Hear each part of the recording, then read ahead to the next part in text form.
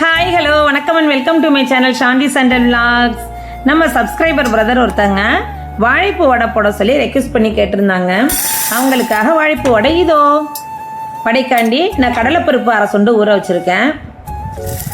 நல்லா கழுவிட்டு 2 மணி நேரம் ஊற வச்சு எடுத்துக்கோங்க. இப்போ வாழைப்பூ சின்ன வாழைப்பூ கிடச்சிது, அதை க்ளீன் பண்ணிக்கலாம். அதை க்ளீன் பண்ணுறது உங்கள் எல்லாருக்குமே தெரிஞ்சிருக்கும். நரம்பு மாதிரி ஒரு பாட்டு ஒன்று இருக்கும், அது தலையில் ஒரு முட்டா ஒரு இது இருக்கும், அதுதான் நரம்பு. அது பாருங்களேன், அந்த இருக்கு பாருங்கள், இதுதான் நரம்பு. அதுக்கு கீழே உள்ள பாட்டு ஒரு தோல் மாதிரி ஒன்று இருக்கும். இது ரெண்டையும் எடுத்துடணும் அந்த பூவில் இருந்து. பாருங்களேன், நான் எப்படி எடுக்கிறேன் பாருங்கள். அது இது எல்லாத்தையுமே சுத்தமாக நம்ம எடுத்துடணும். ஏன்னா இது சாப்பிடக்கூடாது. வயிற்றுக்குள்ள போனிச்சு தெரியாமல் போனால் கூட ஜீரணம் ஆகாது. அதை கட் பண்ணவே முடியாது. ஒரிஜினல் நரம்பு மாதிரியே இருக்கும் அது. ஸோ இது எல்லாருக்குமே தெரிஞ்சிருக்கும்.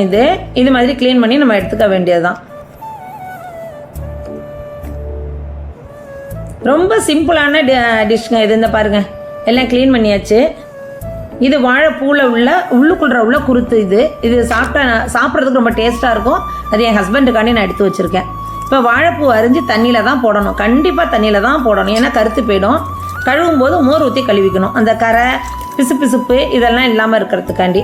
இப்போ கடலைப்பருப்பை தண்ணி இல்லாமல் சுத்தமாக வடிகட்டி 1 ஸ்பூன் சோம்பு 3 வரமிளகா போட்டு குறைன்னு அரைச்சி எடுத்துக்கணும். இதில்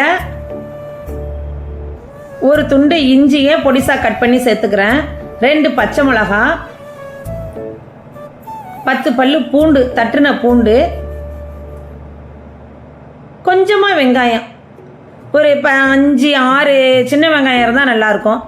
கருவேப்பிலை ஒரு கொத்து, பெருங்காயம். இதில் ஹீரோயின் வாழைப்பூ தான். ஏன்னா அது பூ இல்லை, ஹீரோயின் வாழைப்பூ தான். ஸோ வாழைப்பூ தான் நிறையா இருக்கணும், வெங்காயம் கம்மியாக இருக்கணும். இப்போ உப்பு சேர்த்து எல்லாத்தையும் மிக்ஸ் பண்ணுறோம். எல்லாத்தையும் நல்லா மிக்ஸ் பண்ணிக்கோங்க. நான் சொன்னது மாதிரியே ரொம்ப சிம்பிளான டிஷ் தான் இது. வாழைப்பூ க்ளீன் பண்ணுறது மட்டும்தான் வேலை கொள்ளும், மற்றபடி ரொம்ப ஈஸி. இப்போ பாருங்களேன், அதை உருண்டையாக உருட்டி கையில் உள்ளங்கையில் வச்சு தட்டணும், அவ்வளோதாங்க வடை. இதை எண்ணெயில் போட்டு பொரித்து எடுக்க வேண்டியதான். ரொம்ப ஈஸி, ஆனால் டேஸ்ட்டு பயங்கரமாக இருக்கும், சூப்பராக இருக்கும். வீட்டில் உள்ள பெரியவங்களை வாழைப்பூ க்ளீன் பண்ணி கொடுக்க சொல்லிவிட்டா நமக்கு வேலை முடிஞ்சுது, அவ்வளோதான்.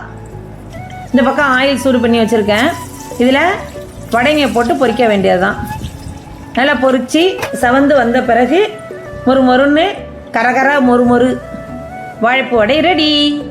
பாருங்களேன், எவ்வளோ சூப்பராக இருக்குது பாருங்கள், அவ்வளோ அருமையாக இருந்துச்சு. இட்லிக்கு வச்ச சாம்பார் தான் நான் வச்சுருக்கேன். இன்றைக்கி மழை வேறு பெஞ்சிருக்கு. ஈவினிங் ஸ்நாக்ஸு வாழைப்பூ வடை எங்கள் வீட்டில் வேறு லெவலாக இருந்துச்சு, சூப்பராக இருந்துச்சு. வெளியில் நல்ல கிறிஸ்பியாக, உள்ளுக்குள்ள சாஃப்டாக அருமையாக இருந்துச்சு. நீங்களும் உங்கள் வீட்டில் வாழைப்பூ கிடச்சிதுன்னா கண்டிப்பாக செஞ்சு பாருங்கள். ரொம்ப ஹெல்த்தியான ரெசிப்பியும் கூட. மறக்காமல் செஞ்சு பார்த்துட்டு எப்படி இருக்குன்னு கமெண்ட் பண்ணுங்கள். மறக்காமல் நம்ம சேனலை லைக், ஷேர், சப்ஸ்கிரைப் பண்ணுங்கள்.